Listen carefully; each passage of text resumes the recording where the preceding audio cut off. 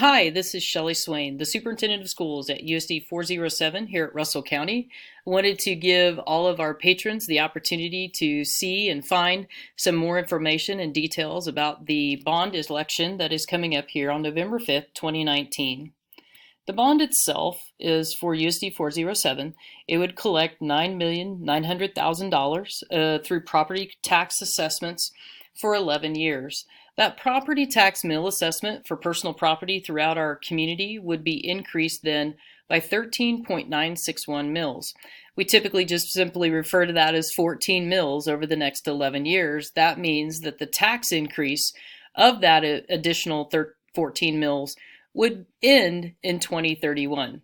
Only two projects at any school can be funded with this money: electricity safety and capacity, as well as heating, ventilation, and air conditioning, or HVAC, in each of our attendance centers.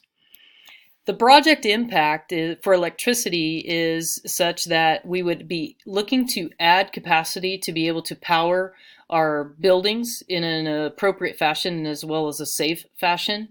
Right now at Rupenthal Middle School in particular, I give you an example of some things that we currently have to do in order to function in a reasonable classroom and be sure that we can take care of kids in their learning process.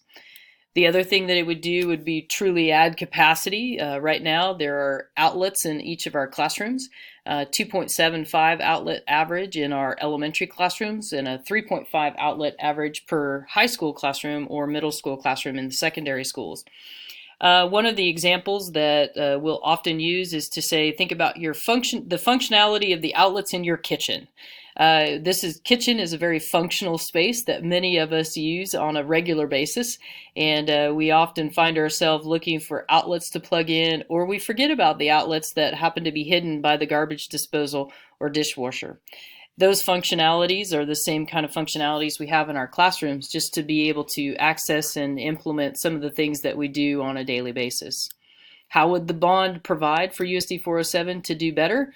Well, it would simply provide the funds to install large and new transformers, as well as higher amperage power lines and new exterior and interior boxes with larger capacity for breakers.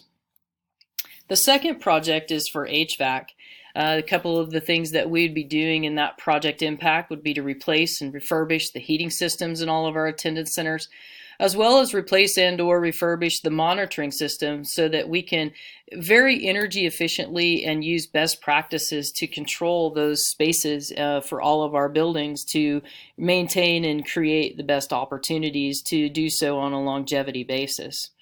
The biggest conversation that often comes about in our HVAC chats around the community is adding air conditioning throughout the buildings. All of the attendance centers right now, none of them have central air conditioning. This bond would allow for us to add that for the learning and working environment of our professional 21st century. How would that happen? Well, the proposed bond would simply provide USD 407 with the ability to hire and create that opportunity through best practices, as well as VRF, or variable refrigerant flow systems, that are today's best mechanical efficiencies and highest cost savings as far as mechanics go. Most people would just want to know, what's this going to do for me? What is this going to do to me, and how will it impact my household? This chart shows you an opportunity to see how your personal residential property would be impacted. If I have a $100,000 home, you can see that it would cost me $160.55 of additional taxes every year. That breaks down to $13.14 monthly, or about 45 cents a day for a $100,000 personal property residence. We also have many commercial property owners who would be impacted by this opportunity. And so this chart allows us to understand what that impact will be for our property owners as far as the commercials go. So therefore, if you have a $200,000 appraised commercial property value, that will look at like just under $700 of additional yearly taxes, or about $58 per month. And finally, our ag property is essential because it's a foundation in our community. This chart will allow you to see if there's an appraised per acre value of non-irrigated row crop ground. There will be $1 per 8 cost per year per acre. Well, most of us talk about acreage in terms of quarters or sections, and so we've done the math to hopefully give you additional information so that you can see what it would look like for that 160 acre quarter of ground, meaning it's just under $173 impact per year, or just under $700 for a full section of that non-irrigated row crop ground. And then finally, also, we have grassland because our ranchers need to understand, and we as a community need to understand what that looks like for them. The grass ground in Russell County average is about $33 per acre for appraised value. That's a 14 cents per acre per year impact. And so if you look at that per quarter of ground, it's just over $22 or $22.40 per year, or just under $90 per year or per full section.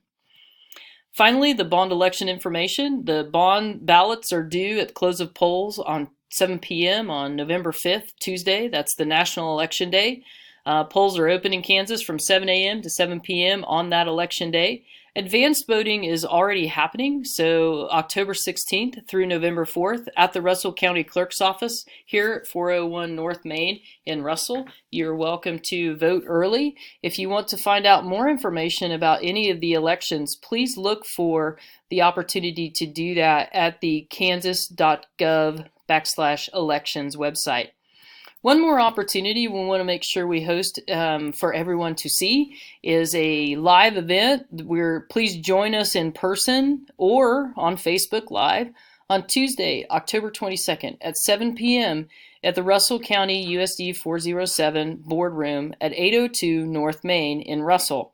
This event is really just questions and answers for anyone who would like more information or have something better explained for them. Please, again, join us in person or join us via Facebook Live so we can answer any of those questions that you might have. I hope you've learned something, or I hope you get a better opportunity to know more about what you're doing and when you go to the polls. And we look forward to seeing you and hearing your voice at the polls later in November.